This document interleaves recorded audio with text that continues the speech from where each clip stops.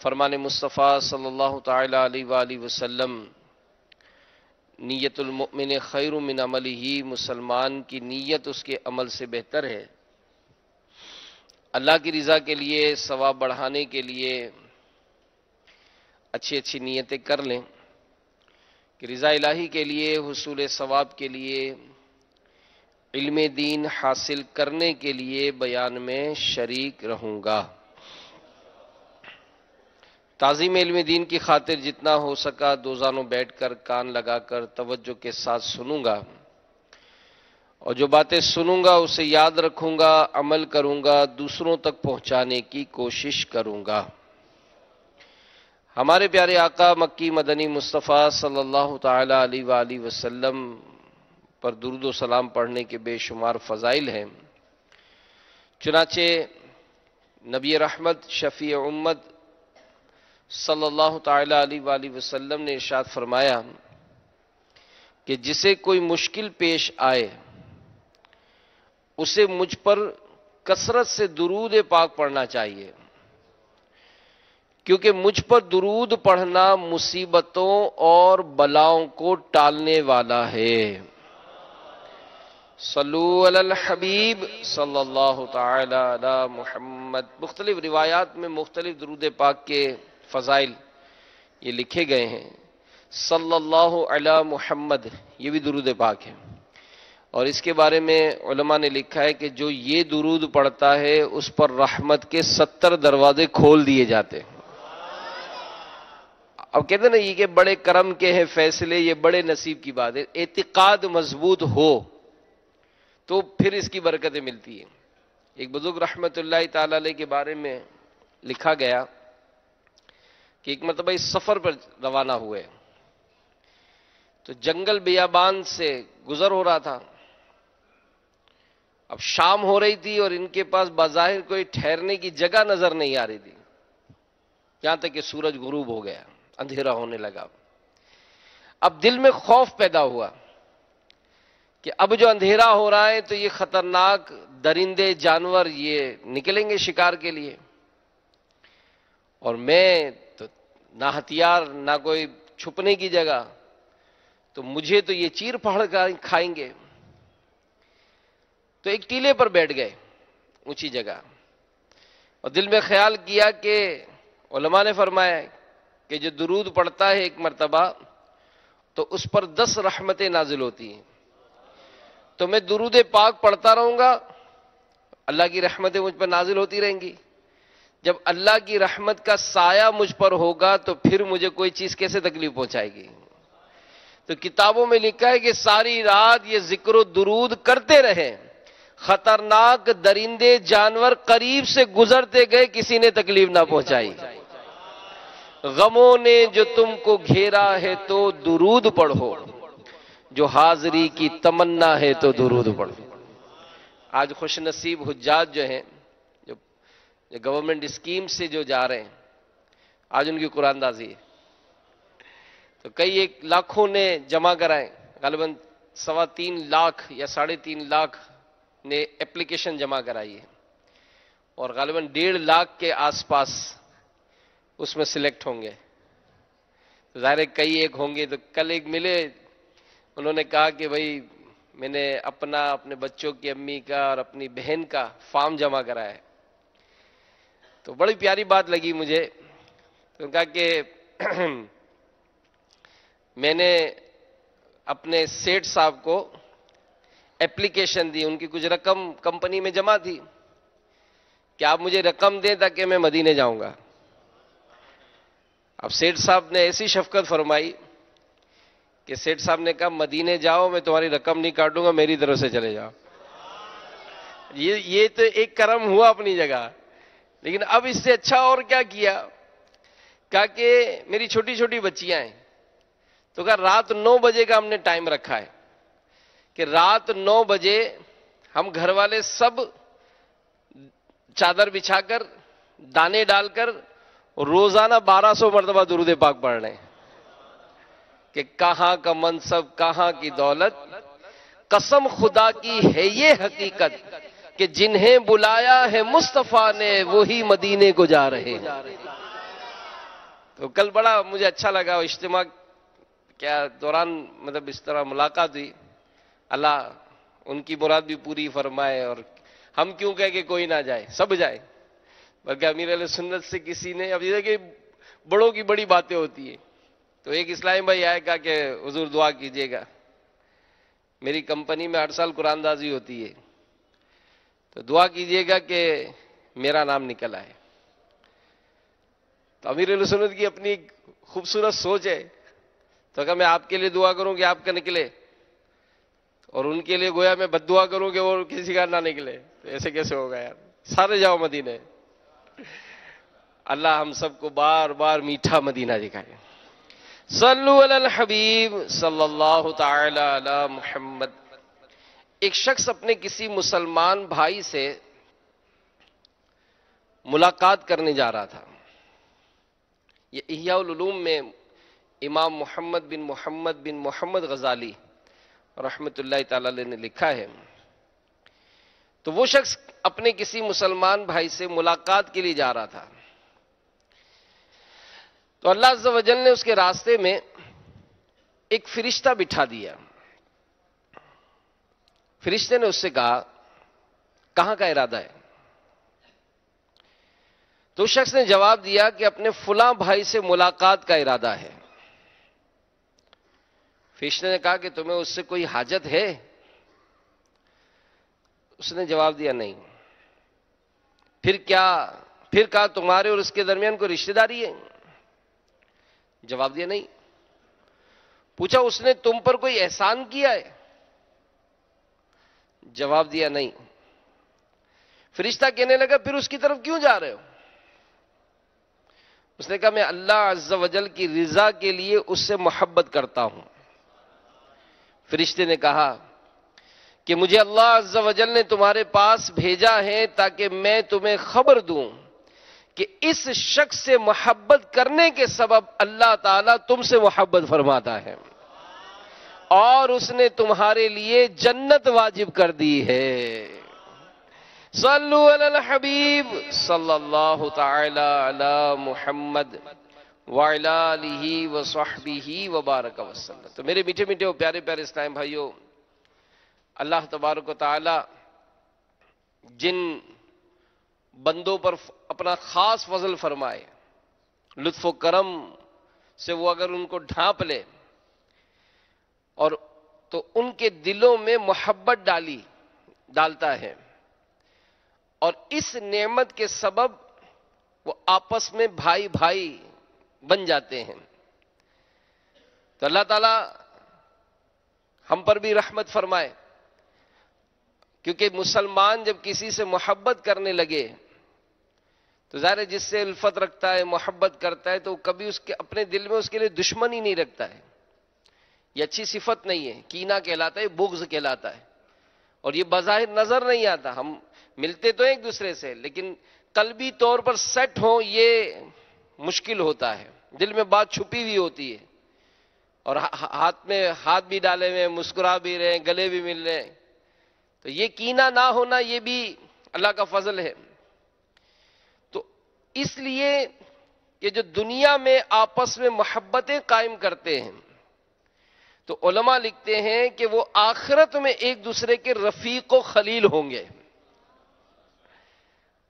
تو ہمارے پیارے نبی صلی اللہ علیہ وآلہ وسلم نے اس حوالے سے ہماری رہنمائی فرمائی، اور اللہ تعالیٰ کی رحمت ہو ہمارے ان بزرگوں پر، ان علماء پر کہ جنہوں نے اس معاملے میں بھی بلکہ ہر ہی معاملے میں ہماری رہنمائی فرمائی. تو یہ ملاقات کرنا ایک دوسرے سے یہ بھی ایک عمل ہے، اور ظاہر ہے کہ اگر اس میں بسا اوقات خرابی ہو تو بندہ جو ہے وہ بہت بڑے خسارے میں مبتلا ہو سکتا ہے. تو میں آپ کی خدمت میں آج آپس کی جو ملاقات ہوتی ہے تو اس ملاقات میں جو بری نیتیں شامل ہو جاتی ہیں اور پھر جو اچھی نیتیں ہم کر سکتے ہیں اس کے متعلق چند باتیں عرض کروں گا، کیونکہ رضا الہی کے لیے مسلمان کا ایک دوسرے سے ملاقات کرنا یہ باعث فضیلت اعمال میں سے، جیسے کہ ابھی ہم نے ایک روایت سنی کہ وہ بندہ صرف اللہ کی رضا کے لیے اس سے محبت کرتا تھا، اور اس محبت کے لیے وہ اپنے بھائی سے ملنے جا رہا تھا. کوئی دنیاوی لین دین نہیں تھا، کوئی مقصد نہیں تھا، کوئی رشتہ داری نہیں تھی، کوئی ایسا بھی نہیں کہ اس نے کوئی احسان کیا تو چلو ملنے چلے گئے. صرف اللہ کی رضا کے لیے وہ محبت کرتا تھا، اس لیے اس سے ملاقات کرنے گیا تو اس کو بشارت دی گئی کہ تو اللہ کے لیے اس سے محبت کرتا ہے، اللہ اس کے بدلے تجھ سے محبت کرتا ہے، اور اس عمل کے سبب اللہ تعالیٰ نے تیرے لیے جنت واجب فرما دی. تو یہ اللہ تعالیٰ ہمیں اچھی اچھی نیتیں کرنے کی توفیق عطا فرمائے. تو ملاقات کی پہلی جو آفت اور بری نیت علماء لکھتے ہیں کہ بندہ کھانے اور خواہش پوری کرنے کے لیے ملاقات کرے. حضور نبی پاک صلی اللہ علیہ وآلہ وسلم نے ارشاد فرمایا کہ وہ بندہ برا ہے جسے لالچ چلائے. دیکھیں نیت جو ہے نا اس کا تعلق دل سے، تعلق دل سے. میں بہت سفر کر کے کسی کے یہاں جاتا ہوں، اگر جانا میرا اللہ کی رضا کے لیے تو اللہ جانتا ہے، اور میرا مقصد معاذ اللہ کوئی بری نیت ہے، کوئی لالچ ہے، تو یہ درست نہیں ہے. تو سرکار علیہ الصلوۃ والسلام نے ارشاد فرمایا وہ بندہ برا ہے جسے لالچ چلائے، اور وہ بندہ بھی برا ہے جسے خواہش گمراہ کر دے. تو یہ ایک بری نیت جو علماء نے لکھی کہ بندہ کھانے اور خواہش پوری کرنے کے لیے ملاقات کے لیے جاتا ہے. حضرت سیدنا سہل رحمت اللہ تعالی علیہ فرماتے ہیں کہ آخری زمانے میں کچھ ایسے لوگ نکلیں گے جن کے معبود ان کے پیٹ ہوں گے، جن کا دین ان کا لباس ہوگا، جن کا زیور ان کا کلام ہوگا. تو یہ ہوتا ہے کہ بعض اوقات بندہ جو ہے وہ دیکھتا ہے کہ اس کے گھر میں کچھ اچھے اچھے کھانے پکتے ہیں، تو یار چلو اس ٹائم پہ جائیں گے تو کچھ کھانا مل جائے گا، اس ٹائم پہ جائیں گے تو کچھ اس طرح کے کچھ معاملات ہوتے ہیں اس کے گھر میں تو مجھے بھی نواز دیا جائے گا. تو اللہ جانتا ہے نیت کدھر کی ہے. تو ہمارے اسلاف و بزرگوں کا جو معاملہ ہے وہ بڑا عجیب و غریب ہوا کرتا تھا کہ یہ مطلب اپنی جو نیتیں ہیں اس پر بڑا غور کرتے تھے کہ یار میں جا کیوں رہا ہوں، میں اس سے ملاقات کیوں کر رہا ہوں. تو ایک مرید نے اپنے شیخ سے ملاقات کی تاکہ ان سے معرفت کے متعلق کچھ پوچھے. مرید جب بیٹھ گیا تو اسے کھانا پیش کیا گیا. تو اس نے عرض کی شیخ میں اس کھانے سے زیادہ کسی اور شے کا محتاج ہوں، اور آپ پر اس کے علاوہ کوئی اور چیز زیادہ لازم ہے. ہم نے آپ سے تصوف کے کسی نقطے کے لیے ملاقات کی ہے، کھانے کے لقمے کے لیے آپ کی زیارت نہیں کی. اگر ہماری نیت کھانے کی ہوتی تو یہ تو ہمیں آپ کے علاوہ کسی اور سے بھی مل جاتا. ہم تو آپ کے پاس وہ شے لینے آئے ہیں جو آپ کے علاوہ کسی اور سے نہیں ملتی. نفس کی غذا تو ہم نے رات کو ہی کھائی، مگر روح کی غذا ہمیں 40 دن سے نہیں ملی. حالانکہ روح کی غذا ہمیں نفس کی غذا سے زیادہ محبوب ہے. لہذا آپ زیادہ پسندیدہ شے سے آغاز فرمائیے، اللہ آپ کو عزت و بزرگی سے نوازے. تو ہوتا ہے کہ بعض اوقات ہوتا ہے نا کہ اگر کسی کے یہاں کوئی ایسا سلسلہ بھی ہو جہاں کوئی ایسا اجتماع رکھا جاتا ہے، آپ دیکھیں کہ اجتماع شروع ہوا مثال 9 بجے اور پتہ ہے کہ کھانا 11 بجے ملے گا، کھانا 11 بجے ملے گا، تو ہم آتے کب ہیں؟ ہماری شرکت کب ہوتی ہے؟ شرکت کب ہوتی ہے؟ سب کو پتہ ہے لنگر آخر میں ملے گا. بلکہ ایک دو جگہ کسی نے تو یوں سمجھایا تھا کہ اگر آپ کو اپنا سلسلہ مضبوط کرنا تو کھانا پہلے کھلا دیں تاکہ اس بہانے قوم آ جائے گی. اور ہوتا نا کہ بھائی حضرات حضرت فلاں بیان جو ہے وہ فلاں کمرے میں ہوگا، آپ چلے جائیں. تو سارے جو ہے نا وہ ڈھونڈتے رہو وہاں کمرے میں پہنچانے کے لیے.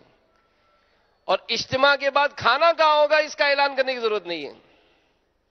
پوری عمارت میں لوگ ڈھونڈ لیں گے کہ کہاں کھانا ہوگا، کیونکہ اس کو امیر اہل سنت فرماتے ہیں کہ یہ سب سے کامیاب حلقہ لگتا ہے، سب سے کامیاب حلقہ ہوتا ہے کہ اس میں بندے کو بتانے کی حاجت نہیں ہے۔ علاقے میں یا شہر میں فلاں گلوکار کا کوئی فنکشن ہو رہا ہے بھائی، کوئی ایڈریس نہیں لکھا ہے، پہنچتے لوگ پہنچیں گے کہ بھائی پہنچ جائیں گے، اور اجتماع ہو رہا ہے، کوئی محفل نعت ہو رہی ہے، کوئی حضرت عالم صاحب کا بیان ہو رہا ہے، ایک ایک گلی، ایک ایک گھر، آس پاس، اس کے سامنے، اس کے آگے، اس کے پیچھے سب کچھ لکھا ہوتا ہے، بس کا بھی یہ روٹ لکھا ہوتا ہے، شرکت کتنی ہوتی ہے۔ تو یہ تو بڑا پیارا کنسپٹ ہے کہ واقعی اس میں یہ ہے، تو اس میں کوشش کرنی چاہیے۔ تو شیخ نے جب یہ مرید کی بات سنی تو جواب دیتے فرمایا تو تم کھانا کھاؤ، میں تمہیں کھانے کی فضیلت اور مسلمان بھائی کی دعوت قبول کرنے پر 14 حدیثیں سناتا ہوں۔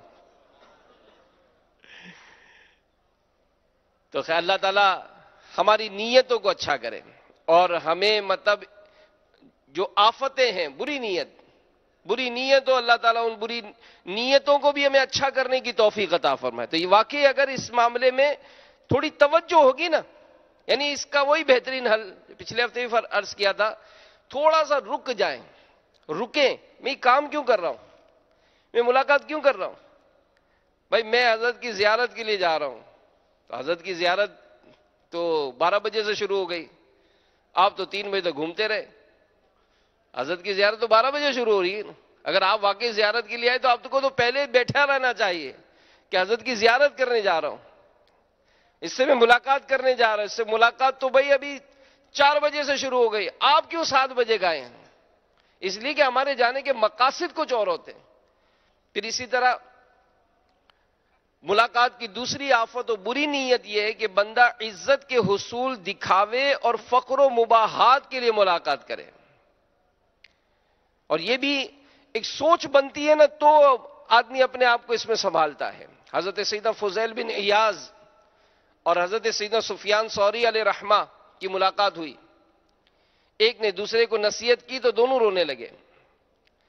سفیان ثوری علیہ رحمہ نے کہا کہ مجھے امید ہے کہ آج کی اس مجلس سے زیادہ پسندیدہ مجلس میں ہم پہلے کبھی نہیں بیٹھے۔ تو سیدنا فضیل بن عیاض رحمت اللہ تعالی علیہ نے کہا کہ کیا آپ اپنے پاس سے اچھے اچھے الفاظ منتخب کر کے مجھ سے باتیں نہیں کرنے لگے، اور میں بھی اپنے پاس سے اچھی اچھی باتیں چن کر آپ سے گفتگو نہیں کر رہا تھا؟ یوں ہم دکھاوا کرنے والے ہو گئے، چیک کرتے ہیں، یہ چیک کرتے ہیں کہ یار یہ جو میں اتنی نپی تلی باتیں کر رہا ہوں، جو اس طرح سے میں اگرچہ کوئی علمی شخصیت ہو، دعوت اسلامی سے ہی کوئی وابستہ ہو، آپس میں ملتے ہیں، کوئی روایات، حکایات، اور جو اس طرح کا جو باتیں کرتے ہیں، تو اس میں بھی ہم اپنی نیتوں کو تو دیکھیں کہ آخر یہ میں ایسی باتیں کر کیوں رہا ہوں، کیا میری عادت ہے؟ اور جیسے بڑی پیاری بات پچھلے ہفتے جو مدنی مذاکرے میں ہم نے سیکھی کہ ایک مدنی منا، ہمارے ذمہ دار ہیں، ان کے مدنی منع کے سر میں چوٹ لگی تھی، اب سر کا آپریشن ہوا، اور نیم بے ہوشی کے عالم میں ان کی زبان پر کیا تھا؟ حسبی ربی جل اللہ ما فی قلبی غیر اللہ نور محمد صلی اللہ لا الہ الا اللہ، وہ پڑھے جا رہے ہیں مسلسل۔ تو امیر اہل سنت سے پوچھا گیا، تو امیر اہل سنت نے کہا کہ یہی وہ وقت ہوتا ہے کہ انسان کے اندرونی جو کیفیت ہوتی ہے نا وہ ظاہر ہوتی ہے۔ تو اس لیے پھر ڈرایا کہ ہمیں ڈرنا چاہیے کہ ہم بظاہر تو ایک دوسرے سے گفتگو بڑی نپی تلی کر رہے ہیں، اچھی اچھی گفتگو کر رہے ہیں، یار بڑا نیک آدمی ہے، ہمیشہ قرآن سناتا ہے، ہمیشہ حدیث سناتا ہے، ہمیشہ نیکی کی بات کرتا ہے، لیکن ہمارا اصل کیا ہے؟ کہیں ایسا نہ ہو کہ ایسا کوئی موقع ملے اور میرے عیب کھل جائیں، میری گالیاں دینے کی عادت جو ہے وہ لوگوں پر ظاہر ہو جائے، میرے گانے گنگنانے کی باتیں لوگوں پر ظاہر ہو جائیں، میری فحش کلامی کا انداز اختیار کرنے کا معاملہ لوگوں پر ظاہر ہو جائے۔ تو یہ بات ہوتی ہے کہ انسان اپنی اس معاملے میں اصلاح کا کوئی سامان کرے، اپنے آپ کو ہمیشہ اس ترازو میں رکھے کہ میری کیفیت کیا ہے، میں کس طرح سے معاملات کو کر رہا ہوں۔ تو اگر آپس کی ملاقات ہمیں ایک دوسرے کو عزت کا حصول کہ جناب میں اس سے جو ملاقات کروں گا تو میری عزت میں یوں اضافہ ہو جائے گا جس کے دنیاوی مقاصد ہوں گے. لوگوں کو پتا چلے گا کہ جیسے سیلفیاں لینے کا جو انداز ہوتا ہے تو یہ کیوں, اس سے برکت لینی ہے یا لوگوں کو دکھانا ہے واہ واہ کے لیے کہ بھائی یہ دیکھو فلاں شخصیت کے ساتھ میرا یوں فوٹو ہے, یہ میں ان کا ہاتھ چوم رہا ہوں تو میں ان کے ہاتھ ملا رہا ہوں. تو اللہ جانتا ہے نیت کی در کی. اگر کسی کی یوں تصویر آ گئی تو ہمیں اجازت نہیں ہوگی کہ ہم اس کے اوپر کوئی ایلیگیشن لگائیں گے, اللہ جانتا ہے. لیکن میں ذاتی طور پر, ہر کوئی اپنے طور پر اس معاملے کو چیک کرتا رہے گا تو شیطان اور یہ نفس کی شرارتوں سے اللہ نے چاہا تو محفوظ رہے گا. پھر اسی طرح ملاقات کی تیسری آفت و نیت یہ ہے کہ بندہ پہچان و مقام و مرتبے کی خاطر اپنے بھائی سے ملاقات کو جائے تاکہ اس کا اکرام و تعظیم کرے. صوفیہ کا ایک گروہ حضرت سیدنا ابو علی روزباری رحمت اللہ تعالی علیہ کی خدمت میں حاضر ہوا. ان میں سے ایک نوجوان بھی تھا جسے حضرت نہیں جانتے تھے. تو آپ نے لوگوں سے پوچھا کہ نوجوان کہاں سے آیا ہے, میں اسے پہچانتا نہیں ہوں. تو نوجوان نے عرض کی میں نے آپ کو پہچان کروانے کے لیے آپ کی زیارت نہیں کی, بلکہ میں نے آپ سے ملاقات ایک ایسی ہستی کے اکرام و احترام کے لیے کی ہے جس کے ساتھ میری پچھلے 30 سال سے پہچان ہے. تو سیدنا ابو علی رحمت اللہ تعالیٰ نے پوچھا کہ تمہارا نام کیا ہے؟ عرض کی آپ کی پہچان ہی میرا نام ہے, مجھے ڈر ہے کہ کہیں میرا یہ ثواب ضائع نہ ہو جائے. پھر آپ نے اپنے پاس موجود کھانا اسے پیش کیا تو وہ نوجوان کھڑا ہو گیا اور کہنے لگا کہ ہمیں طیب کے ساتھ خبیث کو یعنی اعمال کو بری نیتوں کے ساتھ ملانے سے منع کیا گیا ہے. ارشاد باری تعالی ہے وَلَا تَتَبَدَّلُ الْخَبِيثَ بِالطَّيِّبِ, ترجمہ کنز الایمان اور ستھرے کے بدلے گندا نہ لو. تو یہ ان بزرگوں کی اگر اوصاف ہم پڑھتے ہیں, ان کا یہ انداز دیکھتے ہیں تو واقعی احساس ہوتا ہے کہ کتنا یہ چیک اینڈ بیلنس کر کے اپنے آپ کو چلاتے تھے اور مسلمانوں کے ساتھ حسن سلوک سے پیش آتے تھے. اور واقعی یہ دین اسلام کا بڑا حسن ہے کہ مسلمان دوسرے مسلمان سے محبت صرف اللہ کی رضا کے لیے کرے. ایک مرتبہ ہمارے پیارے نبی صلی اللہ علیہ وآلہ وسلم نے ارشاد فرمایا کہ تم میں سے میرے زیادہ قریب وہ لوگ ہیں جن کے اخلاق سب سے اچھے ہیں, جن کے پہلو دوسروں کے لیے نرم ہیں, جو دوسروں سے محبت کرتے ہیں اور ان سے محبت کی جاتی ہے. تو اللہ ہم سب کو ایک دوسرے سے ایسی محبت کرنے, ایک دوسرے سے ایسی ملاقات کرنے کی توفیق دے جسے رب تعالیٰ پسند فرماتا ہے. حضرت سیدنا ابو ادریس خولانی رحمت اللہ تعالیٰ علیہ نے حضرت سیدنا معاذ بن جبل رحمت رضی اللہ تعالیٰ عنہ سے عرض کی کہ میں اللہ کی رضا کے لیے آپ سے محبت کرتا ہوں.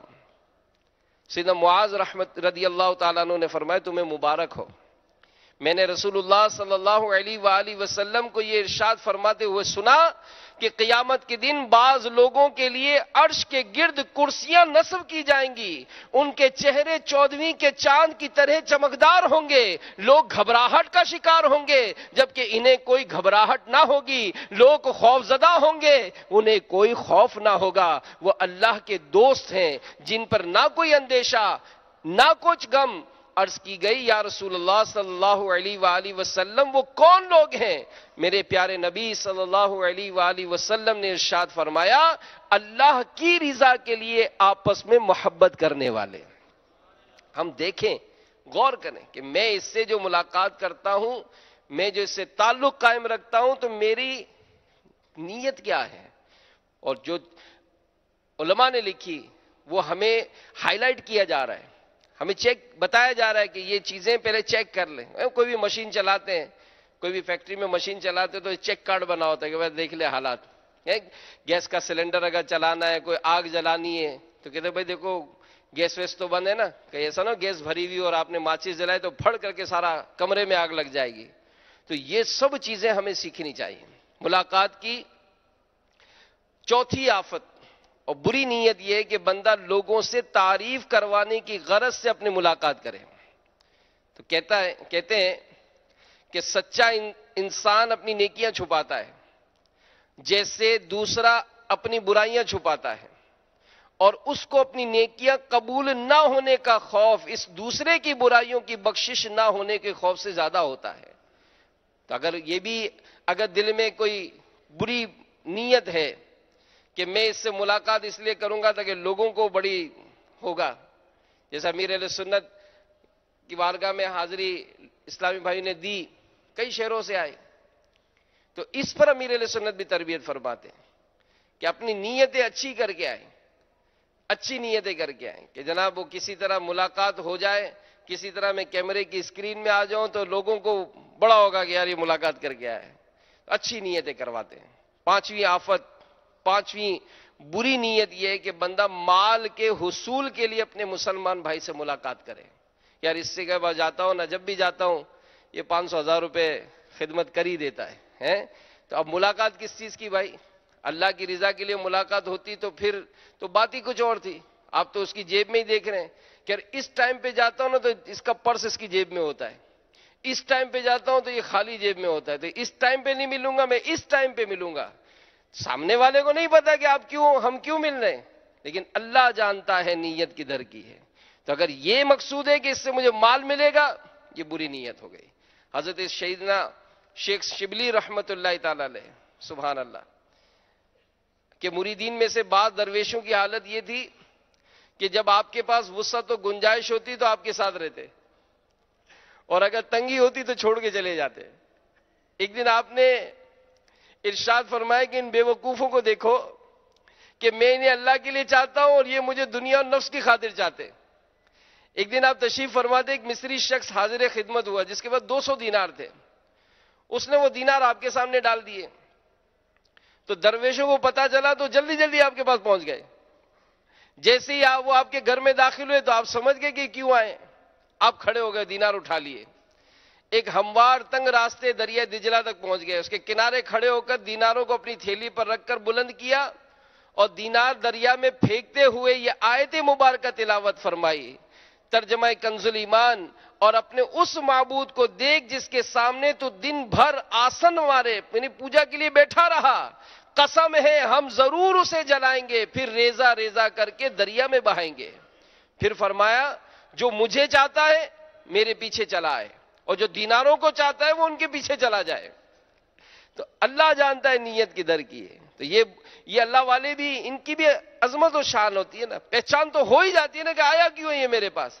کوئی کھانے کے لیے آیا ہے، اپنی واہ واہ کرانے کے لیے آیا ہے، مجھ سے کوئی مال کا حصول چاہتا ہے، یہ آتا کیوں ہے میرے پاس. سیدنا عمر بن عبد العزیز رحمت اللہ تعالی علیہ یہ فرماتے ہیں کہ جو کسی کی ایسی محبت سے بچ جو وہ تجھ سے اپنی حاجت کے مطابق کرے، کیونکہ جب وہ اپنی حاجت کو کم کرے گا تو محبت ختم ہو جائے گی.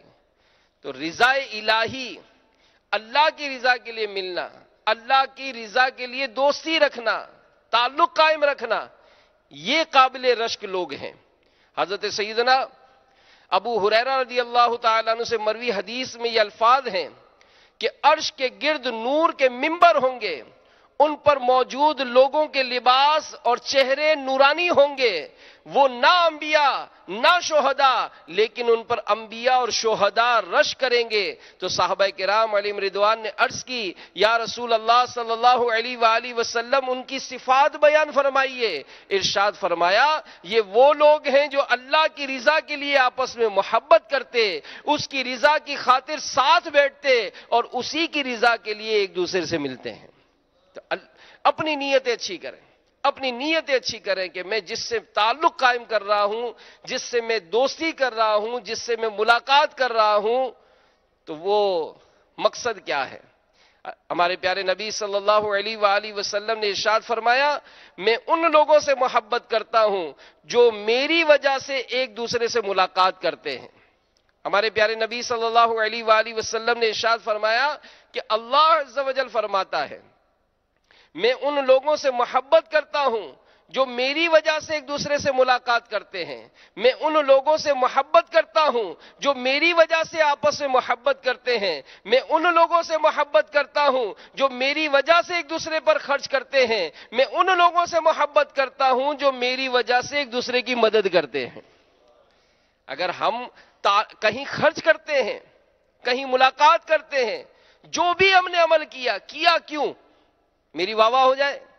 جیسے اگر کسی کی بہن کی شادی ہوئی اور ہم نے اس کی مدد کی، اللہ کی رضا کے لیے کی نا، ٹھیک ہے، تو اللہ اجر دے گا. لیکن جب کبھی اس نے کوئی ایسا معاملہ کر دیا تو جتایا جاتا ہے کہ بھول گیا تیری بہن کی شادی تھی، جہیز کس نے دیا تھا؟ تو بڑا رو رہا تھا کہ دعوت کے پیسے نہیں ہیں، کس نے سارا سامان اٹھایا تھا؟ کس نے سارا خرچہ دیا تھا؟ تو اس وقت ہماری یہ گفتگو ظاہر کرتی ہے کہ ہم نے جو لاکھوں لاکھ روپے اس کو دیے تھے تو وجہ کیا تھی؟ میرا مقصد کیا تھا؟ میں نے کیوں اس سے اس طرح کا احسان کرنے کا سلسلہ کیا تھا؟ تو اپنی نیتوں کو اچھا کریں. تو یہ جو آفتیں بیان ہوئی، اللہ تعالیٰ مجھے بھی، آپ کو بھی، ہم سب کو اللہ تعالیٰ بچنے کی توفیق عطا فرمائے. اور اگر نیتیں اچھی کر لیں تو یہ بھی سن لیجئے کہ ملاقات کرنے والا اپنے مسلمان بھائی کی حرمت، عزت اور مقام و مرتبے کی خاطر اس سے ملاقات کرے. یہ اچھی نیت ہے کہ ہمارے پیارے نبی صلی اللہ علیہ وآلہ وسلم نے خانہ کعبہ کو دیکھ کر ارشاد فرمایا کہ بے شک اللہ عز و جل نے تجھے شرف و عظمت سے نوازا ہے، مگر بندہ مومن حرمت میں تجھ سے بڑھ کر ہے. تو وہ کئی ایسے لوگ ہوتے ہیں جو علمی لحاظ سے جو اچھے مقام پر ہوتے ہیں، ان کو وہ عزت دیتے ہیں. آپ دیکھیں وہ اپنے بچوں کو کہتے بیٹا ہاتھ چومو، امام صاحب نظر آ جاتے تو کھڑے ہو کے بات کرتے ہیں. بات بدتمیز ہوتے ہیں، ان کی زبان چلتی ہے تو ظاہر سب کو دکھ تکلیف دیتی ہے. لیکن جو عزت دیتا ہے، جو سامنے والے کی عزت، مقام و مرتبے کی خاطر اس سے ملاقات کرتا ہے، اللہ تعالیٰ اسے اجر و ثواب عطا فرماتا ہے. ایک روایت میں ہے کہ جس نے کسی عالم کی تعظیم کی، اس نے 70 نبیوں کی تعظیم کی. جس نے کسی طالب علم کو عزت دی، اس نے 70 شہیدوں کو عزت دی. اور جس نے کسی مومن کو اذیت دی، اس نے انبیاء کرام علیہم السلام کو اذیت پہنچائی. جس نے انبیاء علیہم السلام کو اذیت پہنچائی، اس نے اللہ کو اذیت دی. اور جس نے اللہ کو اذیت دی، اس پر توریت شریف، انجیل مقدس اور قرآن کریم میں لعنت آئی ہے. تو اچھے بن جائیں. سامنے والے کو اللہ نے اگر علمی مقام دیا، اور وہ جسے علماء حق ہیں، مفتیان اسلام ہیں، مفتیان اہل سنت ہیں، ان کا اگر دینی طالب علم ہو، اور یہ واقعی معاشرے میں کانسیپٹ بڑا عجیب و غریب ہے کہ کوئی سیٹھ آئے گا تو سارے اس کے پیچھے بھاگیں گے، بھلے نہ اس سیٹھ صاحب داڑھی منڈے ہوں، ان کی بڑی تعظیم و توقیر کی جائے گی. کوئی علمی شخصیت آئے گا تو اس کو کوئی بھاؤ بھی نہیں پوچھے گا، کیونکہ وہ تو سادے لباس میں ہوں گے نا. سیٹھ صاحب آئیں گے تو ہو سکتا ہے کچھ گن مین اور آگے پیچھے لوگ گھومنے والے ہوں، اچھی سی گاڑی سے اتریں گے تو ذرا ان کا روب و دبدبا ہوگا. اللہ کی بارگاہ میں نہ جانے کس کا مقام ہو، ہم نہیں جانتے. تو خاص کر جو دینی لحاظ سے جن کو اللہ تعالیٰ نے عزت دی ہے، جیسے طلبہ کرام ہوتے ہیں، اب یہ اپنی جوانیاں انہوں نے دین کا علم سیکھنے کے لیے لگائیں، یہ بڑے عزت دار لوگ ہیں. اور واقعی وہ علاقے، وہ شہر، یہ بڑے قسمت والے ہیں کہ جہاں دینی طالب علم قیام کرتے ہیں، کہ ان پر تو رحمتوں کا نزول ہو ہی رہا ہے.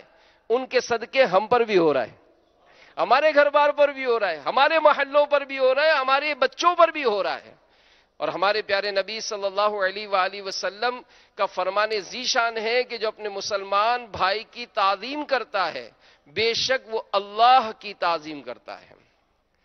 سبحان اللہ، کیا بزرگوں کے اقوال ہے. امام جعفر صادق رحمت اللہ تعالی علیہ فرماتے ہیں کہ 1 میل تک چل کر جاؤ اور کسی نیک شخص کے جنازے میں شرکت کرو، اور 6 میل تک چل کر جاؤ اور اللہ کی خاطر اپنے مسلمان بھائی سے ملاقات کرو. محبت، پیار، اور وہی بات کہ اچھی نیت ہو. کیا بات ہے مدینے کی، کیا بات ہے بغداد کی. ایک روایت سنیے کہ جس دن اللہ عز و جل کے عرش کے سوا کوئی سایہ نہ ہوگا، اس دن 7 بندوں کو اللہ تعالیٰ اپنے عرش کے سائے میں جگہ عطا فرمائے گا. نمبر 1، انصاف پسند حاکم. نمبر 2، وہ نوجوان جس نے اللہ کی عبادت میں زندگی بسر کی ہو. نمبر 3، جو شخص مسجد سے نکلنے کے بعد واپسی کا منتظر رہے حتیٰ کہ لوٹ آئے. چوتھا رضا الہی کے لیے، اللہ کی رضا کی خاطر باہم محبت کرنے والے اور اسی کی خاطر ملنے اور جدا ہونے والے۔ نمبر 5 تنہائی میں رب تعالیٰ کو یاد کر کے آنسو بہانے والا۔ نمبر 6 وہ مرد جو حسن و جمال اور مال و منال والی عورت کے بلانے پر کہے کہ میں اللہ سے ڈرتا ہوں۔ اور 7واں اس طرح رازداری سے صدقہ کرنے والا کہ بائیں ہاتھ کو خبر نہ ہو کہ دائیں ہاتھ نے کیا صدقہ کیا۔ ان کو عرش کا سایہ ملے گا۔ تو ہم اللہ کی خاطر آپس میں ملاقات کریں۔ رضا الہی کے لیے دوستی رکھنے والے 2 افراد کی باہم ملاقات ہوئی، تو ایک نے دوسرے سے پوچھا کہ آپ کہاں سے آ رہے ہیں؟